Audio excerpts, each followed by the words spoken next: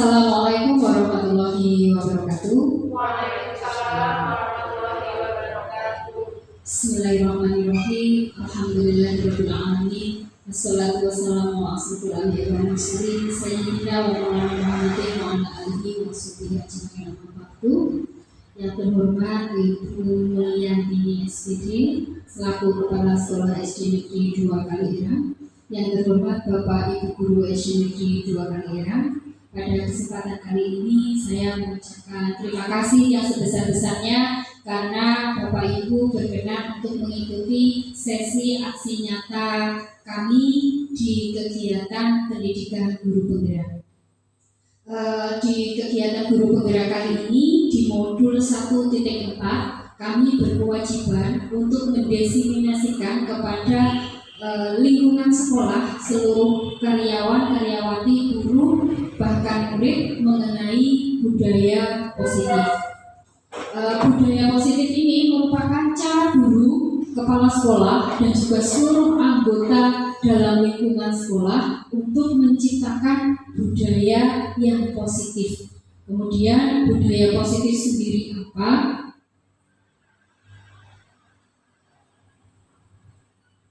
Akan kita bahas dalam kegiatan seperti ini. Yang pertama adalah pengantar, yang kedua refleksi mandiri, yang ketiga budaya positif itu sendiri. Tujuan dari kegiatan yaitu menerapkan disiplin restitusi di posisi manajer, minimal pemantau agar dapat menghasilkan murid yang bertanggung jawab, mandiri, dan merdeka.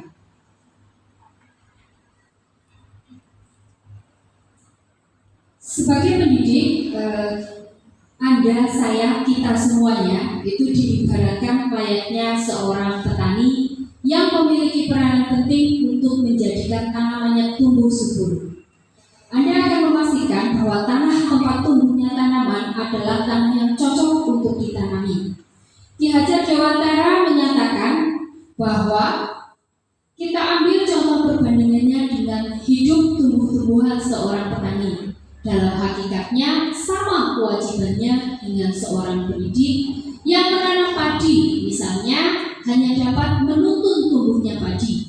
Ia dapat memperbaiki kondisi tanah, memelihara tanaman padi, memberi pupuk dan air, membasmi ulat-ulat atau jamur-jamur yang mengganggu hidup tanaman padi, dan lain sebagainya. Jadi menurut Ki Hajar Dewantara, peran petani itu sama seperti kita seorang guru. Murid-murid itu diibaratkan sebagai benih, sedangkan sekolah adalah lahan pertaniannya.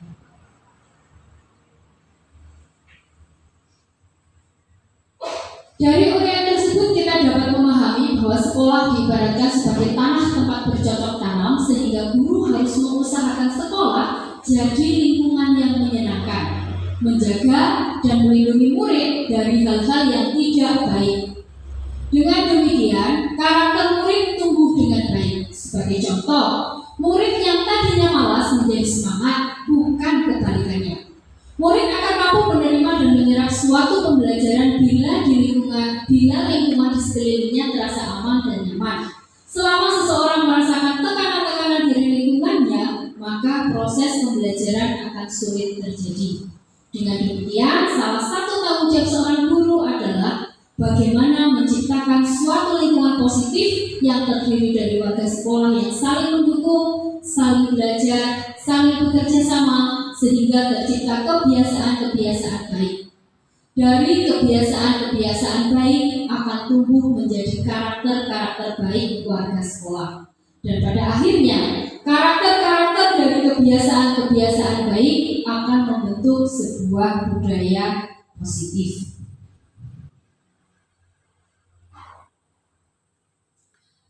Berikutnya adalah refleksi.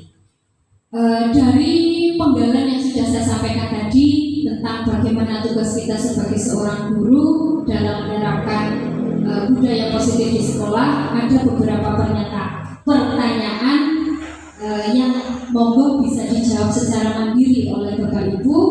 Saya akan memberikan sticky notes nanti silahkan ditulis dan ditempelkan di papan tulis itu. Nanti kita akan bahas secara bersama-sama.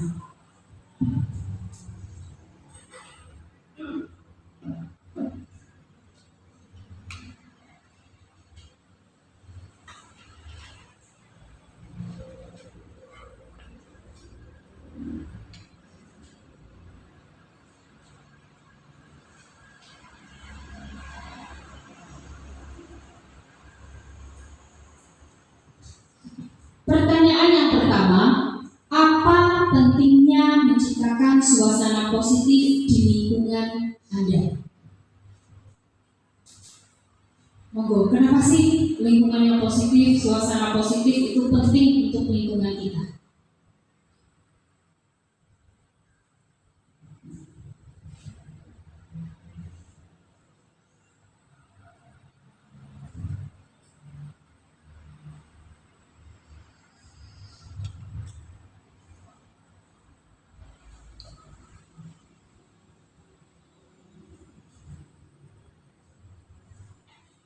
Yang kedua, bagaimana seorang pendidik dan atau pemimpin sekolah, bagaimana Anda dapat menciptakan suasana positif di lingkungan Anda selama ini. Jadi apa yang sudah kita laksanakan? Kalau guru berarti lingkungan positifnya ya lingkungan kelas, kalau kepala sekolah berarti lingkupnya lingkup sekolah.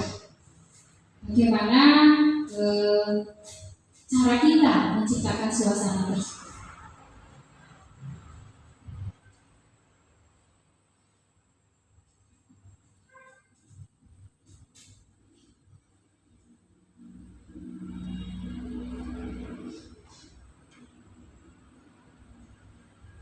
Lalu yang ketiga, apakah hubungan antara menciptakan suasana yang positif dengan proses pembelajaran yang berpihak pada murid?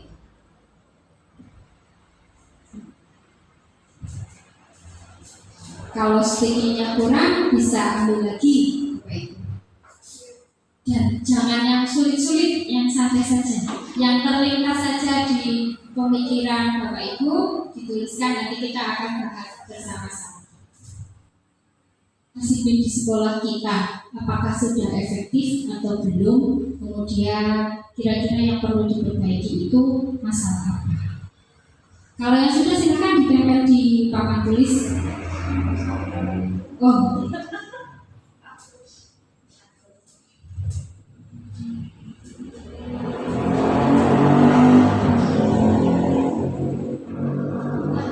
ditempelkan di papan tulis.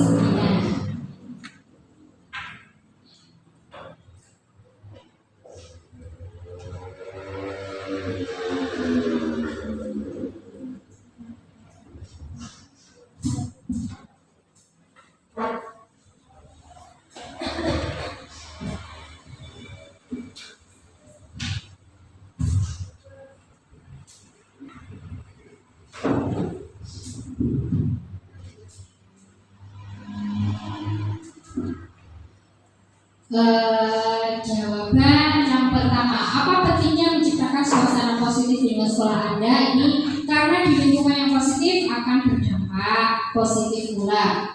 Lingkungan positif akan mendukung kinerja baik guru maupun siswa agar nyaman untuk melakukan kegiatan di sekolah, agar siswa merasa nyaman dan aman ketika belajar. Di lingkungan kita akan merasa aman dan nyaman. Laras Bapak Ibu, intinya kenapa sih kita harus menciptakan suasana yang positif agar tercipta suasana aman dan nyaman dalam kegiatan belajar. Kemudian sebagai seorang pendidik atau pemimpin sekolah, bagaimana pendapat bagaimana Anda dapat menciptakan suasana positif? Satu, dengan melakukan pembiasaan yang positif. Iya betul, mengkondisikan, memberi contoh melalui pembiasaan-pembiasaan baik. Dengan memberikan rasa aman dan nyaman. Boleh memberi tugas piket agar kelas bersih. Boleh mengajak murid untuk bersama-sama menjaga kebersihan. Menciptakan suasana positif dengan cara kerjasama gotong royong dan hidup rukun. Betul sekali, kita bisa menciptakan suasana positif di lingkungan sekolah dengan kegiatan pembiasaan. Pembiasaan yang sudah kita lakukan di SD kita kan lumayan banyak ya Bapak Ibu, dan harapannya pembiasaan kebiasaan seperti baca Asmaul Husna, sholat duha bersama, amal Jumat, bahkan menyanyikan lagu-lagu wajib itu dapat membuat anak-anak kita tumbuh budaya-budaya baiknya, termasuk budaya yang ingin kami kembangkan adalah budaya salam bahagia. Nah, budaya salam bahagia ini nanti akan menjadi proyek kerja saya di SD Negeri 2 Kalihiran. Karena di tempat kita sudah ada yang mulai terbiasa, itu kelas 1 sudah mengawali dengan sering saling masuk ke kantor. Tapi untuk kelas-kelas yang lain kan belum. Mereka masih sering menyapa kita dengan sapaan-sapaan bebas ya. Misalnya Bu Nuri, Bu Lina, gitu, seperti itu. Tidak masalah sebenarnya karena itu bentuk kasih sayang dari anak-anak kita. Hanya saja dengan program yang lebih terarah, harapan kita sapaan-sapaan mereka sudah lebih baik, lebih bagus lagi. Kemudian apa hubungan antara menciptakan suasana yang positif dengan proses pembelajaran? Karena dengan lingkungan yang positif, anak akan merasa nyaman. Suasana positif bisa mendukung proses pembelajaran murid. Jika suasana positif sudah tercapai, anak-anak akan belajar dengan baik. Jika kelas nyaman bersih, murid dapat belajar dengan baik. Adalah merasa terlindungi. Betul, inti dari ini. Hubungan menciptakan suasana yang positif dengan proses pembelajaran itu tadi. Jika kita menciptakan suasana yang baik, suasana yang kekeluargaan, suasana yang penuh kasih sayang, suasana yang terlindungi, maka harapannya prestasi anak-anak kita bukan hanya di bidang kognitif, tapi juga karakternya akan berkembang menjadi lebih baik. Kemudian bagaimana penerapan disiplin saat ini di sekolah kita? Apakah sudah efektif? Jika belum, apakah masih perlu diperbaiki? Yang pertama, sudah cukup baik, namun kadang karena kurangnya pengawasan guru sehingga anak-anak ada kesempatan untuk kurang disiplin. Jelas, disiplin sudah diterapkan tapi belum maksimal, belum efektif. Saya terkadang berangkat terlambat, curhat ya Bu. Terus sudah diterapkan, namun perlu adanya evaluasi apakah sudah sesuai dengan budaya positif, terutama yang paling sulit adalah membiasakan murid membuang sampah di tempat sampah. Betul sekali.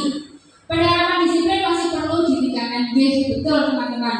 Kalau kita apakah pembiasaannya sudah efektif? Saya kira belum efektif. Tapi memang kita sudah melaksanakan pembiasaan. Terus kenapa sih kok pembiasaan kita tidak efektif? Karena kita tidak menerapkan penilaian 360 teman-teman. Jadi kita hanya bikin program, ya anak-anak laksanakan gitu. Tapi kita sendiri tidak melaksanakan penilaian, tidak memberikan apresiasi terhadap apa yang dilakukan anak. Mungkin kedepannya kita bisa mengapresiasi apa yang sudah dilakukan anak sehingga mereka akan merasa, berarti saya masih kurang ini, harus ini. Program kita bersama, tugas kita bersama. Lanjut slide berikutnya deh. Nah, selanjutnya Anda dapat melakukan pengamatan dan refleksi terhadap bagaimana kita dapat menciptakan sebuah budaya positif dengan melakukan serangkaian di bawah ini. Ini sebenarnya harusnya ada sesi refleksi yang benar-benar tenang, benar-benar melihat diri kita sendiri seperti apa. Dan ini adalah kegiatan yang kami lakukan di PGP ini, Bapak Ibu Pendidikan Guru Penggerak. Jadi prosesnya kita seperti ini. Diawali dengan mengantar, kita diberi refleksi-refleksi, dari refleksi itu kita diminta belajar secara mandiri. Yang intinya adalah yang nomor 2 mungkin deh. Coba yang nomor 2, mari kita cermati bersama. Yang nomor 2, untuk mewujudkan sekolah impian, bila Anda adalah seorang pemimpin di sekolah Anda, bagaimana Anda akan menciptakan sebuah lingkungan yang positif di sekolah? Ini PR buat kalian. Apa strategi yang akan Anda pilih? Bagaimana Anda menerapkan disiplin positif? Kalau kita pemimpinnya pemimpin di kelas nih Bapak Ibu, karena kita adalah pemimpin pembelajaran. Kalau Bu Mulyani adalah pemimpinnya kita, pemimpin sekolah. Kalau kita adalah pemimpin pembelajaran yang ada di dalam kelas. Pertanyaan-pertanyaan ini kita jawab sambil nanti berjalan ya. Kemudian apa saja harapan-harapan yang ingin Anda lihat untuk berkembang pada diri Anda sebagai seorang pemimpin pembelajaran yang memiliki pengaruh pada warga sekolah, terutama murid-murid Anda di modul ini, di modul budaya positif. Napa Bu? Harapan jenengan setelah belajar budaya positif itu apa? Murid-murid harapannya sudah membudaya kebiasaan-kebiasaan positif, tidak perlu lagi ditegur ayo buang sampah, dibakar sampah, tapi benar-benar sudah punya budaya yang positif. Ya, terima kasih. Memang harapannya seperti itu, nggih. Intinya budaya positif bukan lagi teori, tapi sudah bisa terpraktekkan secara nyata pada murid-murid kita. Bapak Ibu, untuk melakukan budaya positif itu kan dibutuhkan sebuah kesadaran diri. Coba bayangkan di tangan Anda. Di tangan Anda itu Anda genggam rahasia hidup Anda, sesuatu yang paling penting bagi Anda. Kemudian saya akan meminta, wes gampangane, jenengan lagi nyantol bojone jenengan ya bojone tak jawab. Bagaimana? Enggak boleh deh. Nah, enggak bercanda ya. Intinya begini, jika yang ada di tangan jenengan adalah sesuatu yang penting, kemudian orang lain boleh meminta, bahkan memintanya boleh membujuk, menghardik, mengintimidasi, memarahi, menggoda, menggelitik, bahkan menawari uang ini 100.000 buat saya. Tapi yang di tangan Anda adalah sesuatu yang paling berharga. Kira-kira apa yang Anda lakukan? Mempertahankan. Mari kita lihat berikutnya. Di sini misalnya A sama B. Ayo yang punya pasangan boleh praktik buka. Dibuka salah satu dulu, salah satu jadi A, salah satu jadi B. Monggo siapa yang mau berusaha membuka? Bertahan sekuat tenaga. Coba Bapak Ibu buka digelitiki dulu dia. Yang genggam satu, yang satu jadi A, yang satu jadi B. Nah, yang A tadi kan tangannya mengepal, yang B tugasnya dia merayu, mau apa pengen coba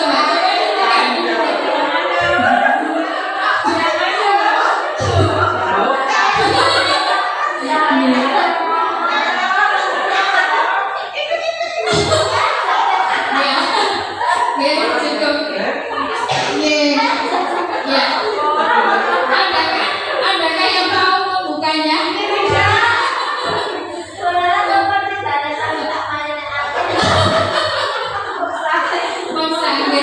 Sekalipun dipaksa, sekalipun tangan terbuka, apakah hati Anda ikhlas membukanya? Tidak. Nah, ini Bapak Ibu, disiplin positif, budaya positif itu hubungannya seperti itu. Seperti tangan kita, ya, bahwa anak melakukan sesuatu itu tidak ada yang karena paksaan. Jadi teorinya begini, apapun yang kita lakukan itu yang memegang kontrol adalah diri kita sendiri. Kalau Anda mau membukanya, jangankan dirayu kayak duit, kamu buka rasa kayak apa ini, tak buka, ya kan? Tapi pada saat Anda tidak mau, maka harap dirayu didik-didik. Itulah posisi kita sebagai pemegang kontrol. Jadi yang akan segala perilaku kita itu tidak ada kontrol dari orang lain. Yang mengontrol itu diri kita sendiri. Kita mau A, mau B, mau C, atau sebaliknya, mau A, mau B, mau C juga kita. Kita yang memegang kendali terhadap diri kita sendiri.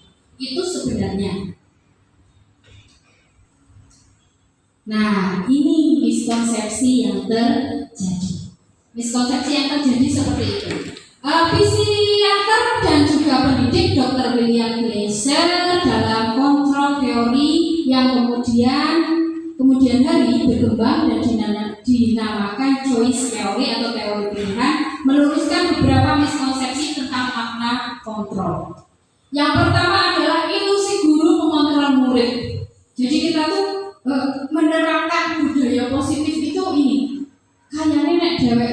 bisa, muridnya kontrolnya nyok, bocah mesti manut karo nyok. Bahasa yang gampang, dheweke dalang, wayang mesti manut karo dalang. Itu ilusi Bapak Ibu. Karena apa? Anak-anak kita adalah pribadi-pribadi hidup yang itu tadi memegang kendali atas dirinya sendiri. Tugas kita itu hanya hanya menuntun mereka, bukan mengendalikan mereka. Di sini, pada dasarnya kita tidak dapat memaksa murid untuk berbuat sesuatu jikalau murid tersebut memilih untuk tidak melakukannya. Walaupun tampaknya guru sedang mengontrol perilaku murid, hal demikian terjadi karena murid sedang mengizinkan dirinya untuk dikontrol. Saat itu, bentuk kontrol guru menjadi kebutuhan dasar yang dipilih murid tersebut. Teori kontrol menyatakan bahwa semua perilaku memiliki tujuan, bahkan terhadap perilaku yang tidak disukai. Jadi saat anak berkelahi, dia pasti punya tujuan. Kalau kita tanyakan, kenapa sih kamu berkelahi? Ini kok guru, ini kok kados, ini kok. Artinya dia punya dasar untuk melakukan sesuatu. Kemudian, ilusi bahwa semua penguatan positif efektif dan bermanfaat. Jadi kalau kita kadang-kadang memberikan belajar bagus, sih saya aja kalau bu guru, makanya memang tak paringi hadiah. Ayo, cinta campur maju, tak paringi permen. Kan biasanya kita seperti itu ya. Dan itu sebenarnya sangat tidak efektif. Mereka hanya mau maju jika ada hadiah, tapi jika tidak ada hadiah ya mereka nggak mau apa sih. Nah, budaya ini yang akan jika tumbuh berkembang sangat berbahaya Bapak Ibu. Karena kenapa? Kalau setiap apa yang kita lakukan selalu didasarkan pada yang oleh apa, itu yang akan membubarkan sebuah cara komunitas atau regu atau grup gitulah ya. Karena yang harus dilakukan kita itu menumbuhkan jiwa apa yang bisa saya beri, bukan apa yang bisa saya dapatkan. Nah, pemberian bujukan, hadiah dan sebagainya ini yang berkembang di zaman dahulu tidak boleh diteruskan kita ke depannya. Jadi ini hadiah jangan deh, sudah nggak zamannya lagi. Kita yang harus menciptakan generasi-generasi baru. Generasi-generasi yang dulu itu kan sekarang besarnya di sekarang kita ini. Nah dari itu maka jangan diteruskan. Kemudian ilusi bahwa kritik membuat orang merasa bersalah dapat menguatkan karakter. Cinta-cinta bersuci saya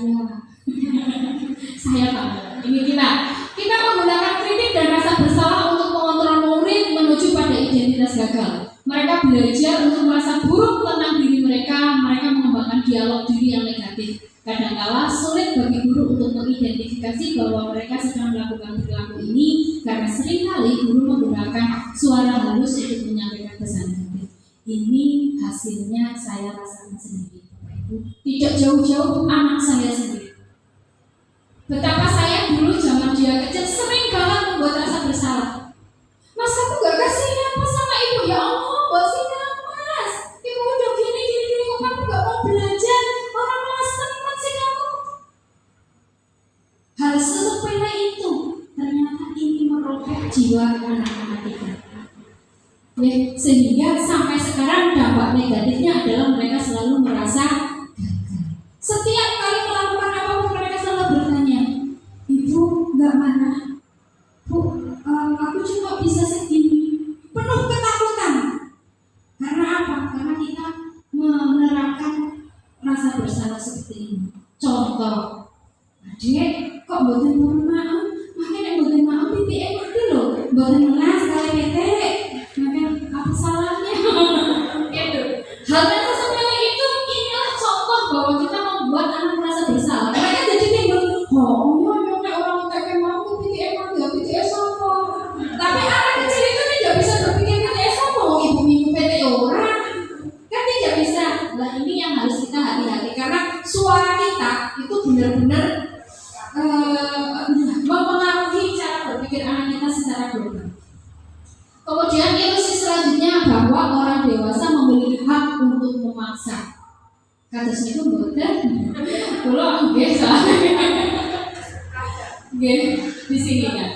Banyak orang dewasa yang percaya bahwa mereka memiliki tanggung jawab untuk membuat murid-murid berbuat hal-hal tertentu. Apapun yang dilakukan dapat diterima selama ada sebuah kemajuan berdasarkan sebuah pengukuran kinerja. Pada saat itu pula orang dewasa akan menyadari bahwa perilaku memaksa tidak akan efektif untuk jangka waktu panjang dan sebuah hubungan permusuhan justru akan terbentuk.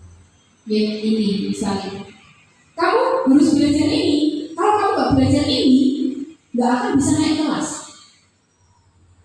Matematika kamu harus dapat 9. Kalau nggak 9 di pelajaran saya, biasanya kan seperti itu. Kebanyakan guru-guru mabal itu seperti itu. Dan itu ya akhirnya yang terbentuk hubungan-hubungan tidak positif. Nah, Bapak Ibu, dulu zaman kita kuliah stimulus respon yang keren sekali deh. Teori stimulus respon dia buatan anak-anak diberikan stimulus, kemudian harapannya mereka memberikan respon kepada kita. Padahal setelah sekian berkembang ilmu pengetahuan, muncul lagi yang namanya teori kontrol atau choice teori tadi, teori pilihan. Di sini kalau teori stimulus respon itu menyatakan bahwa kebutuhan semua anak itu sama, sehingga akhirnya kita menyampaikan pembelajaran secara klasikal dengan stimulus yang sama untuk semua murid. Sedangkan di teori kontrol, realitas kebutuhan itu berbeda. Satu anak dengan anak lain membutuhkan stimulus yang berbeda-beda. Kemudian, semua orang melihat hal yang sama, setiap orang memiliki gambaran yang berbeda. Kita coba mengubah orang agar berpandangan sama dengan kita.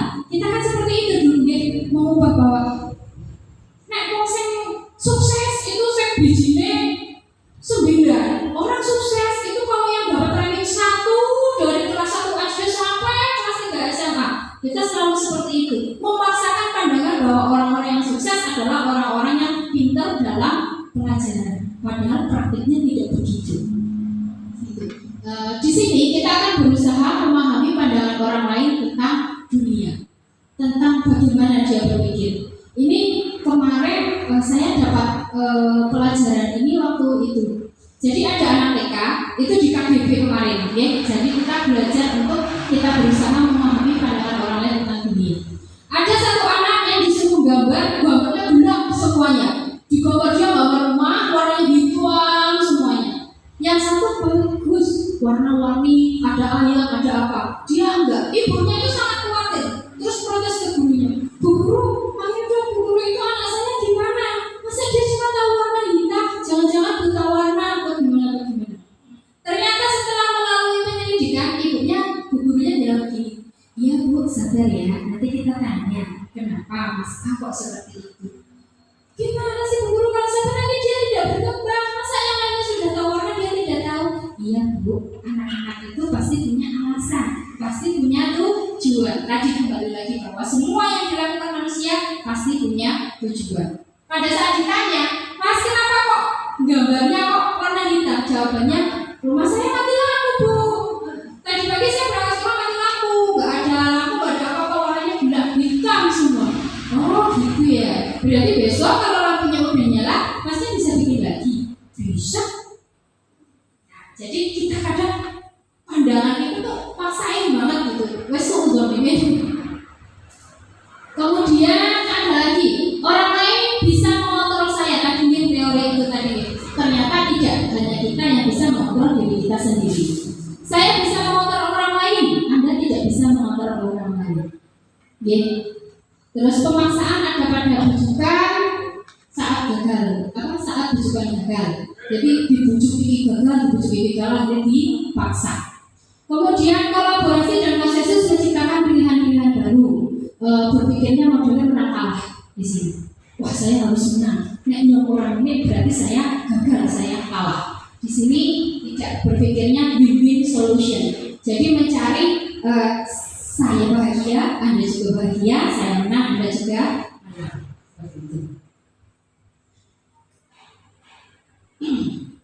Berdasarkan teori kontrol, maka tugas kita adalah menyiapkan lingkungan yang positif untuk para murid. lingkungan positif terbentuk dari adanya disiplin positif. Lalu apa itu disiplin? Disiplin apa? Kebanyakan orang akan menghubungkan kata disiplin dengan kata tertib, teratur, patuh pada aturan, masuk jam sekian, lalu jam sekian pokoknya harus ya sesuatu yang pokoknya hukuman orang. Nah orang ini yang dukung, orang ini yang dukung. Itu dulu saya juga tahunya seperti itu, pokoknya. Kata disiplin juga sering dihubungkan dengan hukuman, padahal itu sungguh berbeda. Karena belajar tentang disiplin positif tidak harus dengan memberi hukuman. Justru itu adalah salah satu alternatif terakhir dan kalau perlu tidak digunakan sama sekali. Jadi disiplin itu dulu artinya itu belajar. Jadi disiplin itu artinya belajar. Kata disiplin itu artinya belajar. Jadi kalau anak-anak diminta disiplin kan artinya mereka sedang belajar melakukan sesuatu. Nah jadi kita ya tidak bisa loh anak sedang belajar kok dihukum. Nah, kan pemikirannya saat mereka terlambat berarti mereka sedang belajar untuk tepat waktu. Apakah harus dihukum? Itu dia yang harus kita pertimbangkan. Kemudian ini Bapak Ibu, nilai keyakinan sebagai wujud disiplin positif. Karena disiplin tadi artinya adalah belajar menerapkan hal-hal yang positif, menerapkan belajar hal-hal yang baik, maka kita harus mampu ini menciptakan keyakinan sebagai nilai-nilai universal, nilai-nilai yang diyakini secara universal sebagai keyakinan bersama bahwa itu adalah hal yang baik. Nih. Maka disiplin positif yang dikemukakan oleh Ki Hajar Dewantara maupun Dian Gosen, apa benar orang macamnya? Di mana kedua pakar pendidikan mengartikan disiplin sebagai bentuk kontrol diri, yaitu belajar untuk kontrol diri agar dapat mencapai suatu tujuan mulia. Tujuan mulia di sini mengacu pada nilai-nilai atau prinsip-prinsip mulia yang dianut oleh seseorang.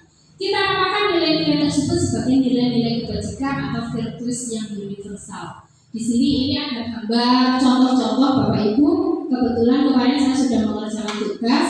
Di sini ada yang namanya keyakinan kelas. Keyakinan kelas itu adalah kata-kata yang positif. Misalnya semua orang berhak bahagia, semua anggota kelas boleh belajar bersama, semua warga kelas harus saling menghargai. Dan itu nilai-nilai keyakinan kelas yang harus dimiliki oleh anak untuk menumbuhkan budaya positif. Sedangkan negara kita sendiri saat ini itu memiliki tujuan menanamkan nilai-nilai kebajikan atau keyakinan yang kita sebut sebagai pelajar Pancasila. Ini keyakinan ini mulai dari beriman bertakwa kepada Tuhan Yang Maha Esa, mandiri, bernalar kritis, berkebinekaan global, gotong royong dan kreatif. Ini adalah PR kita bersama. PR kita bersama yang harus diwujudkan dalam kegiatan baik pelajaran di intrakurikuler, kokurikuler maupun ekstrakurikuler. Ini luarannya Bu, Bapak Ibu. Jadi kita semua usaha yang kita lakukan adalah untuk ini, agar murid-murid kita ini menjadi murid-murid yang memiliki 6 karakter pelajar Pancasila. Nah, seperti tadi, apapun yang manusia lakukan selalu memiliki tujuan. Dalam berperilaku, manusia cenderung memiliki tujuan tertentu sesuai dengan nilai yang diyakininya. Harapannya, anak-anak kita itu perilakunya akan sesuai, perilakunya bertujuan untuk menguatkan, menampilkan nilai-nilai atau profil pelajar Pancasila. Nah, di sini Bapak Ibu, pernahkah kita melakukan sesuatu dengan 3 tujuan? Jadi manusia itu melakukan sesuatu punya 3 tujuan perilaku manusia atau 3 motivasi. 3 motivasi perilaku manusia. Yang pertama itu Bapak Ibu, untuk menghindari ketidaknyamanan atau hukuman. Jadi mereka melakukan budaya positif, melakukan disiplin hanya sebatas untuk menghindari ketidaknyamanan atau untuk menghindari hukuman.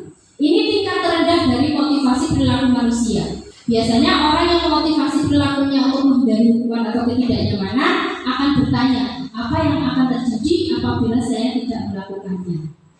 Nih, sebenarnya mereka sedang menghindari permasalahan yang mungkin muncul dan berpengaruh pada mereka secara fisik, psikologis maupun tidak terpenuhinya kebutuhan mereka bila mereka tidak melakukan tindakan tersebut. Contoh kayak kita lah, absen, basic. Saya melakukan absen pagi maka basic. Ada yang tujuannya, aku naik memakai teh awal cukup penggawa surat pernyataan kan seperti itu. Nah, ini di sini. Pak, seminimalnya kan kita punya perasaan itu. Terus yang kedua, untuk mendapatkan imbalan atau penghargaan dari orang lain. Nah, ini motivasi yang kedua Ben Galong. Belum kayak buri, wah temen makan bahasa terus, orang tahu telat ya. Ben Galong ngomong, itu tujuan yang kedua. Yang ketiga, untuk menjadi orang yang mereka inginkan dan menghargai diri sendiri dengan nilai-nilai yang mereka percaya. Ini adalah tertinggi. Jadi saat kita makan gasik itu bukan karena wedi mergane kena hukuman ataupun mergane nanti dapat imbalan, tapi kita justru sadar bahwa ya memang saya butuh berangkat pagi. Ada keuntungan yang saya lakukan jika saya berangkat pagi. Misalnya, umpamanya seperti itu. Motivasinya udah diri sendiri.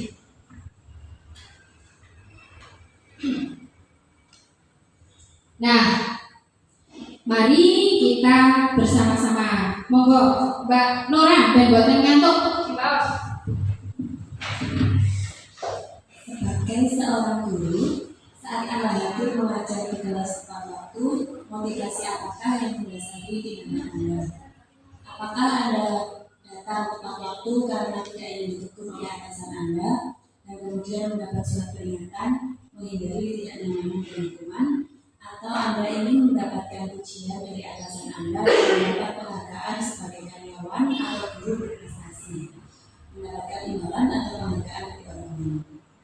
Atau Anda yang menjadi orang yang menghargai waktu, menghargai diri Anda sendiri sebagai teladan bagi murid-murid Anda karena Anda percaya tindakan Anda sebagai guru akan dicontoh oleh murid-murid Anda, menghargai nilai-nilai diri sendiri. Manakah motivasi yang paling kuat mendasari tindakan Anda? Atau bahkan kombinasi dari dua motivasi atau bahkan ketiga-tiganya? Ya. Ya, terima kasih untuk Bu Nora. Ya, itu tadi penjelasannya dari 3 motivasi perilaku manusia. Yang pertama untuk menghindari hukuman, mendapat imbalan ataupun menghargai nilai-nilai diri sendiri. Itu yang paling dominan mana? Kalau saya secara jujur semuanya Bapak Ibu. Ya, kenapa? Karena kita manusia. Yang pertama saya jelas gak pengen dapat hukuman.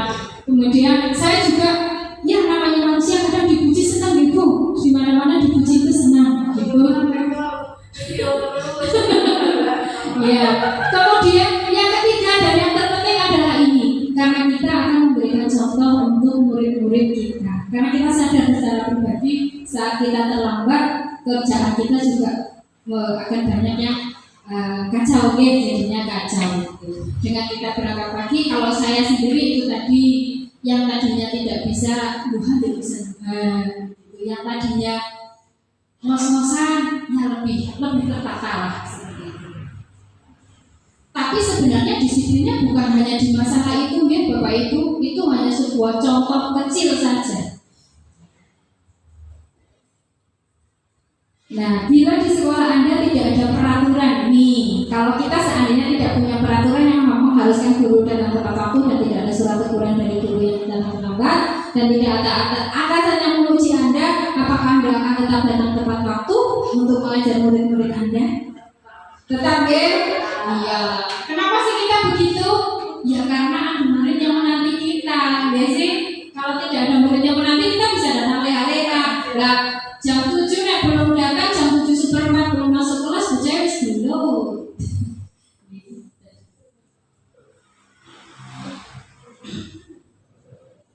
Kemudian, adakah perbedaan antara hukuman dan konsekuensi? Ada ya Bu? Ada yang bisa menunjukkan hukuman dan konsekuensi bedanya apa? Ya mungkin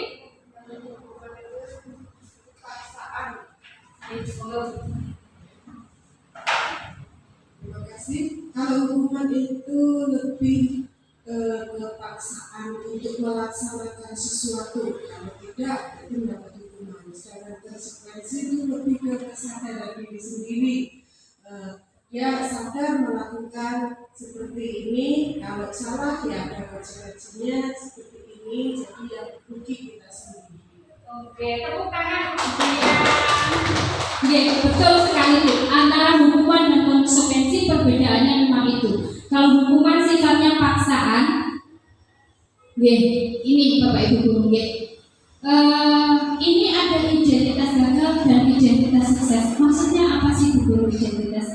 Bu guru, Bapak Ibu guru, maksudnya identitas gagal adalah saat kita memberikan hukuman kepada anak-anak, maka secara tidak langsung kita melabeli mereka. Kita memberikan identitas kepada mereka bahwa kamu itu gagal, gitu, sehingga harus dihukum karena kegagalanmu, gitu. Tapi jika kita menerapkan konsekuensi, bahkan ke tempat yang lebih baik yang namanya restitusi, itu posisinya kita setidaknya sudah memberi identitas pada anak-anak mereka, anak-anak kita, bahwa ini adalah identitas sukses. Artinya mereka tidak merasa jadi orang terpinggirkan, tidak merasa jadi orang yang gagal, tapi merasa jadi orang yang diuwongke, intinya seperti itu. Kemudian kalau hukuman itu ini Bapak Ibu, sesuatu yang menyakitkan harus terjadi.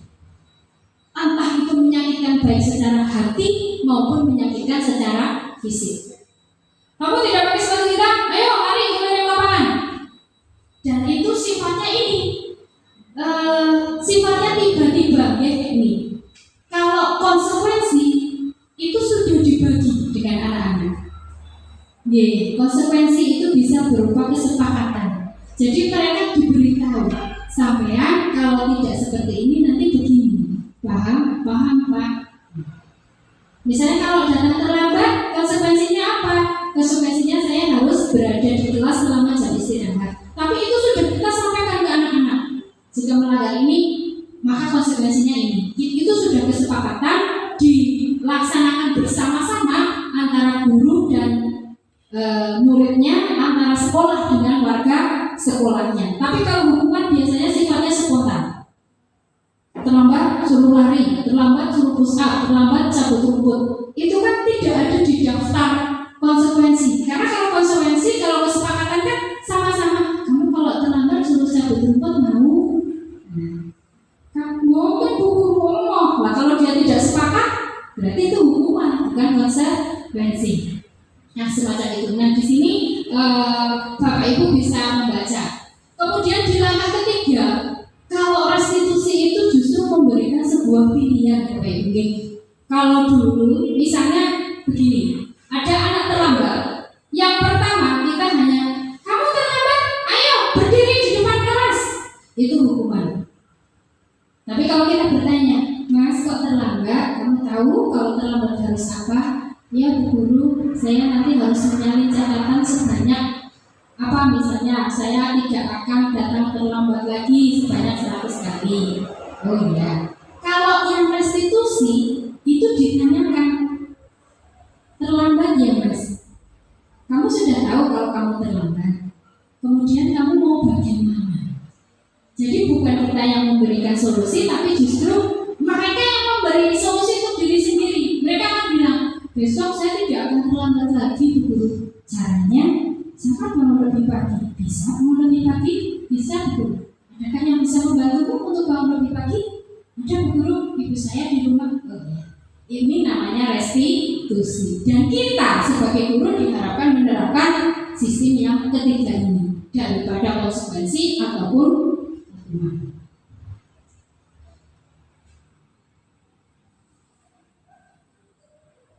Nah, berdasarkan bagian di atas, kita dapat menyimpulkan bahwa hukuman itu bersifat tidak terencana atau tiba-tiba. Anak atau murid tidak tahu apa yang akan terjadi dan tidak dilibatkan. Hukuman bersifat satu arah dari pihak guru yang memberikan, dan murid hanya menerima suatu hukuman tanpa melalui kesepakatan atau pengarahan dari pihak guru, baik sebelum atau sesudahnya. Hukuman yang diberikan bisa berupa fisik maupun psikis. Murid atau anak disakiti oleh satu perbuatan atau kata-kata. Kamu duwe sapa paling ngaran-ngaran duwe secara tidak langsung kita seperti itu nggih. Kemudian sementara disiplin dalam bentuk konsekuensi sudah terencana atau sudah disepakati, sudah dibahas dan disetujui oleh murid dan guru. Umumnya bentuk-bentuk konsekuensi dibuat oleh pihak guru ataupun sekolah, dan murid sudah mengetahui sebelum konsekuensi yang akan diterima bila ada pelanggaran. Di sini Bapak Ibu, biasanya kan kita punya aturan sekolah nih, tata tertib sekolah. Maka pada saat masa orientasi siswa, salah satu kewajiban kita adalah menyampaikan aturan dan tata tertib sekolah. Kalau kita sudah menyampaikan, anak sudah diberitahu, maka itu merupakan sebuah konsekuensi atau kesepakatan. Lanjut ya Bapak Ibu. Nah, ini ada pertanyaan pemantik. Tisa dan Hana dipanggil masuk ke ruangan Ibu Dewi. Ibu Dewi baru saja mendapatkan pengaduan dari Ibunda Tisa bahwa Hana menggunakan kata-kata kasar dan merendah-rendahkan Tisa di sosial media. Apa yang akan Ibu lakukan untuk kasus Hana? Mengapa? Coba Bu. Ayo, Bu Ratna mungkin. Ayo Bu. Kalau jadi wali kelasnya si Tisa bagaimana? Terima kasih. Jika saya menjadi wali kelasnya Tisa dan Hana, saya akan memanggil yang bersangkutan disebut Hana nih. Ya.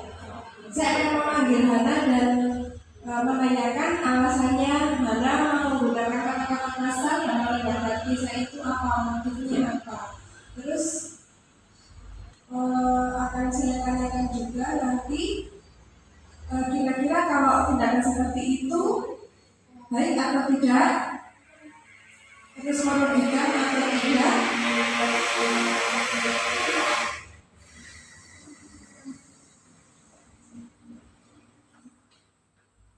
Terus yang terakhir saya akan menanyakan kira-kira langkah yang akan dilakukan oleh si Hana bagaimana, nah itu minta maaf atau tidak berjanji untuk tidak mengulanginya lagi atau lainnya. Ya, oke. Terima kasih Bu Ratna. Yang akan kita lakukan biasanya memanggil mereka.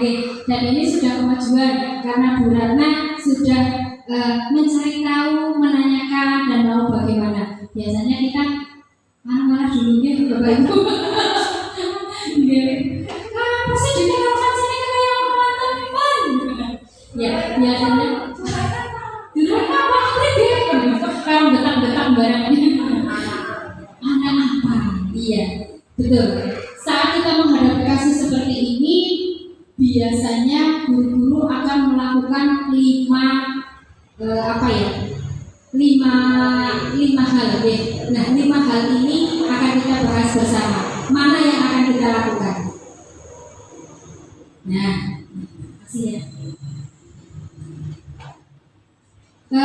Program disiplin positif yang berpusat pada murid yang dengan pendekatan restitusi itu memiliki 5 posisi kontrol. Ya, posisi kontrol yang pertama adalah sebagai penghukum. Kita akan menjadi apa untuk Tisa dan Hana tadi? Kalau kita sebagai penghukum, maka kita akan menyuruh Hana, karena kamu sudah menjelek-jelekkan temanmu, maka hari ini kamu akan diskores, tidak masuk selama 3 minggu. Biasanya kan seperti itu, kalau sekolah. Nah, maka itu adalah posisi sebagai seorang penghukum. Monggo, Bapak Ibu bisa melihat di sini.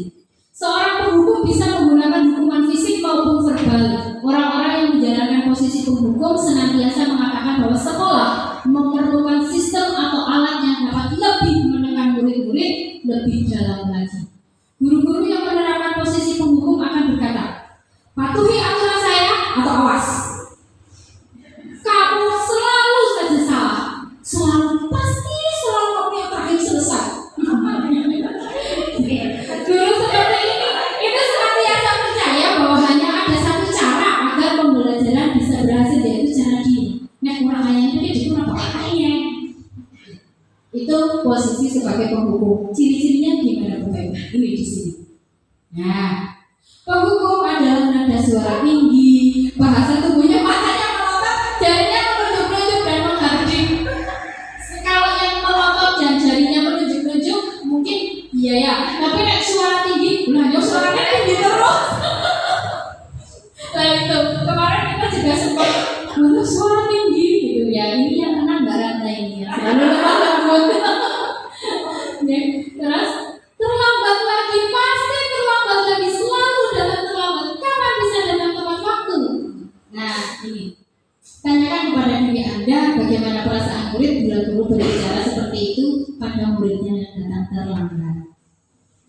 Ya, kita diminta mengembalikan ke diri pribadi. Saumpomonya sing dikaya ngono kok kan ya. Kemudian hasilnya di sini, kemungkinan murid marah dan mendendam atau bersifat agresif. Kayak siapa Bu? Kayak Rifat ya Bu. Nah, ini anak-anak yang bersifat agresif itu seperti ini.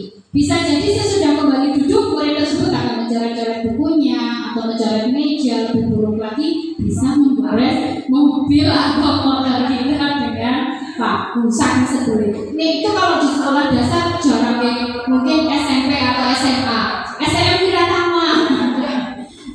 Dulu teman saya banyak seperti itu, kalau marah sama gurunya digebesin. Kemudian ini yang kedua, posisi kontrol sebagai pembuat merasa bersalah. Pada posisi ini biasanya guru akan bersuara lebih lembut. Pembuat rasa bersalah akan menggunakan keheningan yang membuat orang-orang lain merasa tidak nyaman, bersalah atau rendah diri. Kata-kata yang keluar dengan lembut seperti ini. Itu sangat kecewa sekali dengan kamu. Berapa kali Bapak harus memberitahu kamu ya? Gimana coba kalau orang tua kamu tahu perbuatan kamu yang seperti ini? Orang mas pikir kamu dapat biaya mana dan mau duit gitu. Makanan sekolah yang teman-teman. Biasanya kita begitu nih. Harapannya nek di seperti itu yang muridnya sadar gitu. Ya emang sadar gitu. Kadang-kadang mereka, tapi kesadaran itu membuat anak-anak kita memiliki jiwa rendah diri. Di sini. Di posisi ini murid akan memiliki penilaian diri yang buruk tentang diri mereka. Murid merasa tidak berharga dan telah mengecewakan orang-orang yang disayanginya. Kemudian pembuat rasa bersalah, nada suaranya memelas, halus, sedih, bahasa tubuhnya merapat pada anak dan lesu. Contohnya ini, adik kamu ini bagaimana ya? Kamu sudah berjanji dengan ibu tidak akan terlambat lagi. Kamu kenapa ya senang sekali mengecewakan ibu? Ibu benar-benar kecewa sekali. Dibuat seperti itu. Bagaimana perasaan murid bila ditegur seperti ini? Hasilnya yang akan mungkin terjadi, murid akan merasa bersalah karena telah mengecewakan ibu dan bapak gurunya. Murid menjadi orang yang gagal dan tidak sanggup membahagiakan orang lain. Kadang-kala sikap seperti ini lebih berbahaya dari sikap penghukum. Karena emosi yang tertanam rapat di dalam, murid menahan perasaan. Tidak seperti murid yang dengan guru penghukum, dia bisa mencurahkan dengan marah. Tapi kalau dengan guru yang seperti ini, mau marah gimana, mau dinasehati, ya kan? Yang timbul hanya rasa penyesalan dan merasa bahwa diri tidak berguna, tidak berarti, tidak diterima dan merasa buruk. Selanjutnya, guru sebagai teman. Nah ini biasanya yang sangat diminati, terutama anak-anak, tapi harus berhati-hati deh. Nah ini yang sering seperti ini, Pak Eka hati-hati ya. Karena memposisikan sebagai teman juga tidak begitu baik di sini. Guru pada posisi ini tidak akan menyakiti murid, namun akan tetap berupaya mengontrol murid melalui persuasi. Posisi teman pada guru bisa negatif ataupun positif. Positif di sini berupa hubungan baik yang terjalin antara guru dan murid. Guru di posisi teman menggunakan hubungan baik dan humor untuk mempengaruhi seseorang. Mereka akan berkata, ayo bantulah demi Bapak ya. Ayo ingat tidak bantuan Bapak selama ini. Ya sudah, kali ini gak apa-apa. Nanti Bapak bereskan. Nah, hal negatif dari posisi teman bila suatu saat guru tersebut tidak membantu, murid akan kecewa dan berkata, saya pikir Bapak dan Ibu teman saya. Murid merasa dikecewakan dan tidak mau berusaha. Seperti itu. Posisi teman ini hasilnya seperti ini. Murid akan merasa guru, ini termasuk dampak yang positif. Hanya saja di sisi negatif, murid menjadi tergantung pada guru tersebut. Bila ada masalah, dia merasa bisa mengandalkan guru tersebut untuk membantunya. Akibat lain dari posisi teman, dia hanya akan berusaha berbuat baik bila yang menyuruh guru tersebut. Pernah kan Bapak Ibu di mana murid-murid itu nak orang taruh guru ini tidak. Itu sering seperti itu. Ini karena posisi teman ini yang berbahaya. Saat ada guru lain dia tidak akan menerima, pelajaran tidak akan masuk. Bahkan yang paling parah kalau diperintah mau naik di guru. Ini. Kemudian posisi berikutnya adalah posisi pemantau. Kalau posisi pemantau, ini posisi mengawasi. Pada saat kita mengawasi, kita bertanggung jawab atas perilaku orang-orang yang kita awasi. Posisi pemantau berdasarkan peraturan-peraturan dan konsekuensi. Pertanyaan yang sering diajukan itu, peraturannya apa? Yo, apa yang pernah kamu lakukan? Sanksi atau konsekuensinya apa? Biasanya begitu. Saat ada murid yang tidak mengerjakan PR misalnya, peraturannya apa? Ayo, dicoret mukanya Bu Guru. Ya, dicoret mukanya berapa kali? Kalau 3 kali di sini 3, Bu Guru di sini 3. Itu pemantau, ya. Posisi kita sebagai pemantau. Karena murid tahu konsekuensinya. Karena sudah diberitahu bahwa kalau kamu melanggar seperti ini, hukumannya ini. Itu posisi pemantau. Ya sudah, sekarang Bu Guru coret ya, karena kamu sudah nggak bawa buku, udah nggak mengerjakan PR, misalnya seperti itu. Kemudian seorang pemantau sangat mengandalkan penghitungan catatan dan data yang digunakan sebagai bukti atas perilaku seseorang. Posisi ini akan menggunakan stiker, slip catatan, daftar cek. Ini udah berapa kali ya nggak PR itu dia punya data. Dan ini biasanya yang sering dilakukan di sekolah lah. Ya, karena sekolah minimal kita pemantau, kan kita tidak mungkin menerapkan versi penghukum, versi teman, atau tadi yang kedua mungkin rasa bersalah. Maka sekolah-sekolah, apalagi tingkat SMP dan SMA yang sekolahnya besar, mereka pasti menerapkan sistem pemantauan seperti ini. Nah, guru pemantau itu soalnya datang, bahasa tubuhnya formal. Misalnya nih, Adi, tahukah kamu jam berapa kita mulai? Tahu Pak? Kamu terlambat 15 menit. Apa kamu sudah mengerti konsekuensi yang harus dilakukan bila terlambat?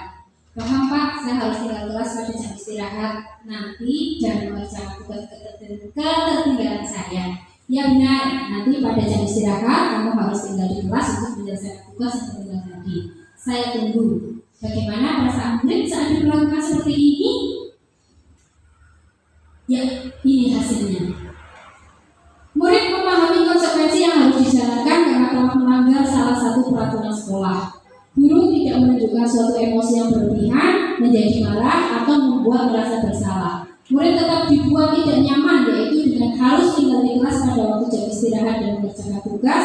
Guru tetap harus memantau murid pada saat mengerjakan tugas di jam istirahat karena murid tidak bisa ditinggalkan seorang diri. Jadi tetap dia merasa ada ketidaknyamanan, harus dibuat merasa tidak nyaman. Kalau teman tadi kan, wes lebih baik santai seperti itu. Kalau yang dihukum harus dihukum. Kalau pemantau itu tetap membuat tidak nyaman karena tadi dengan dia harus tinggal di kelas kan berarti dia merasakan konsekuensi, tapi tidak seberat seperti hukuman.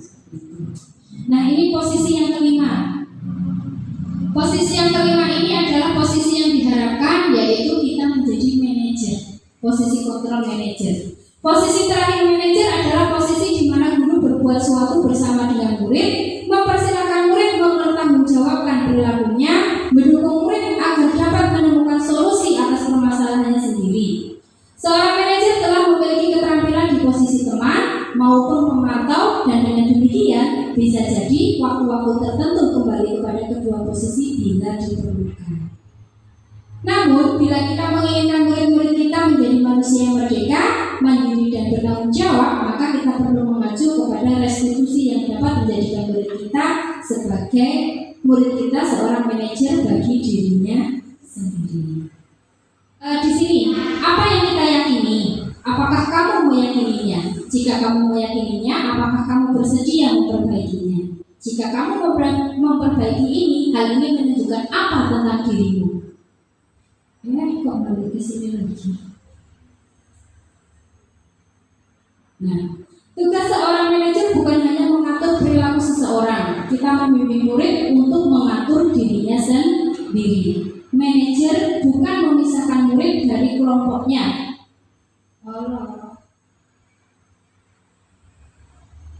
Tapi justru seorang manajer itu mengembalikan murid kepada kelompoknya.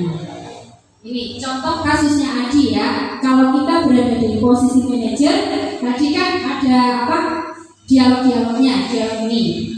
Adi, apakah kamu mengetahui jam berapa sekolah dimulai? Tahu Pak, jam 7. Jadi kamu terlambat. Kira-kira bagaimana kamu akan memperbaiki masalah ini? Saya bisa menanyakan teman saya Pak untuk mengejar tugas yang tertinggal. Baik, itu bisa dilakukan. Apakah besok akan ada masalah untuk kamu agar bisa hadir tepat waktu ke sekolah? Tidak Pak, saya bisa hadir tepat waktu. Baik, saya hargai usahamu untuk memperbaiki diri.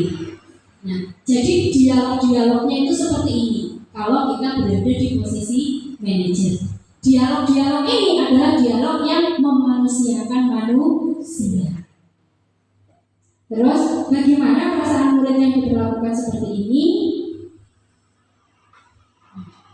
Pada posisi manajer, maka suara guru sebaiknya tulus, tidak perlu marah, tidak perlu meninggikan suara, apalagi menunjukkan jari ke murid.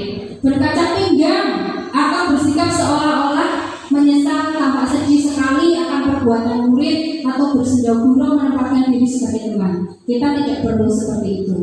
Fokus ada pada murid bukan untuk membahagiakan guru atau orang tua. Jadi fokus kita adalah menampilkan karakter murid. Kalau kamu sudah berbuat salah, maka pertanggungjawaban apa yang bisa kamu berikan? Bukan kita yang memberikan hukuman. Ini di posisi manajer itu intinya seperti itu Bapak Ibu. Murid sudah mengetahui adanya suatu masalah dan sesuatu perlu terjadi. Bila guru mengambil posisi pemantau, guru akan melihat apa konsekuensi, apa peraturannya. Namun pada posisi manajer, guru akan mengembalikan tanggung jawab pada murid untuk mencari jalan keluar permasalahannya, tentu dengan bimbingan guru. Tadi kan apa yang bisa kamu lakukan, gitu ya? Ya, ini sedikit video saya putarkan Bapak Ibu sudah di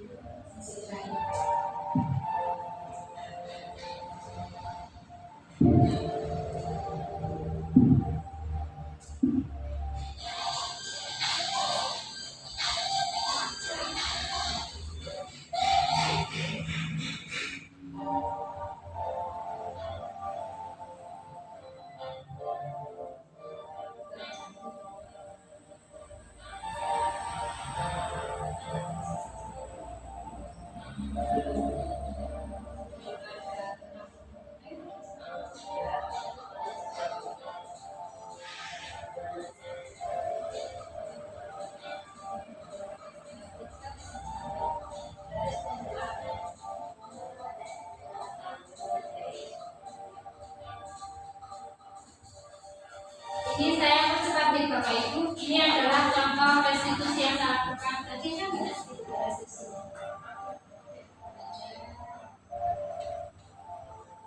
Ini, oops.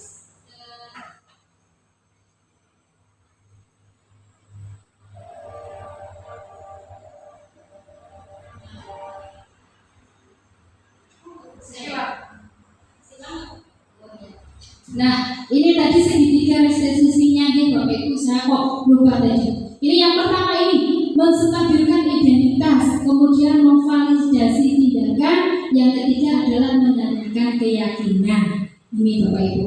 Menstabilkan identitas itu nanti di contoh-contohnya akan ada. Ini di sini proses saya praktek segitiga restitusi kemarin terhadap Mbak Wanda.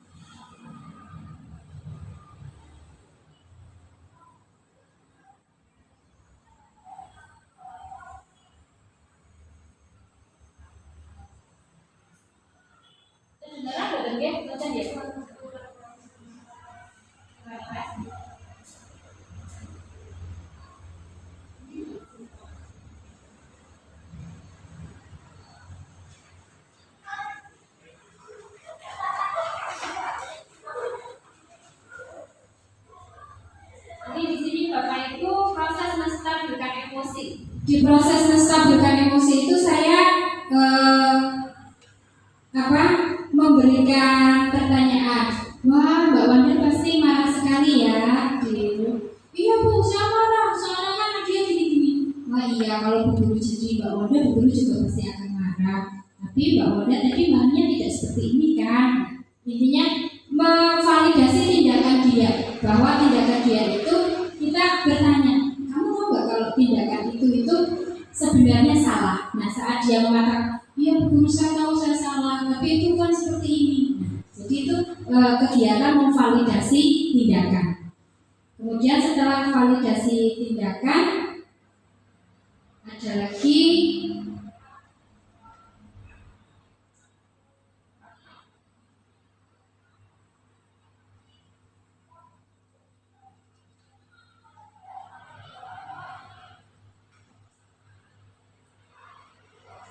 nah ini sudah tadi setelah validasi tindakan saya menanyakan keyakinan, bertanya kalau ngata-ngatain temanmu dengan menyamakan seperti hewan itu apakah perbuatan yang baik?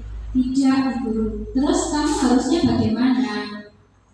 Ini di sini saya proses menanyakan keyakinannya. Tadi kan keyakinannya sudah di kelas sudah kita bentuk ya. Salah satu keyakinannya adalah tidak boleh berkata kasar kepada teman.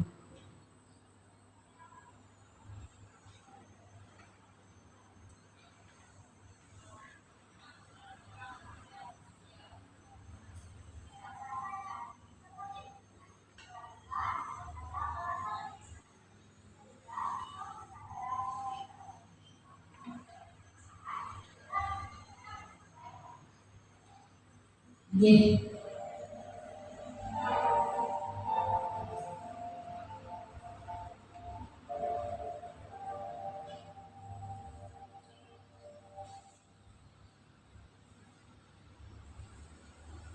Ya, terima kasih Bapak Ibu. Itu sesi panjang kita siang ini 60 menit lebih tentang budaya positif. Harapan saya setelah saya menyampaikan ini, Bapak Ibu mempunyai paradigma baru tentang apa itu budaya positif, tentang bagaimana menerapkan segitiga restitusi kepada murid-murid kita saat berbuat salah.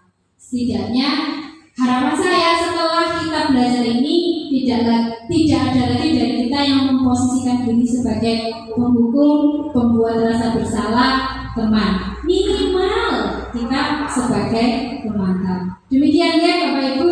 Terima kasih untuk waktunya, terima kasih untuk kesempatannya. Mohon maaf menyita waktu Bapak Ibu semuanya. Saya akhiri, wabillahi taufiq wal hidayah. Wassalamualaikum warahmatullahi wabarakatuh.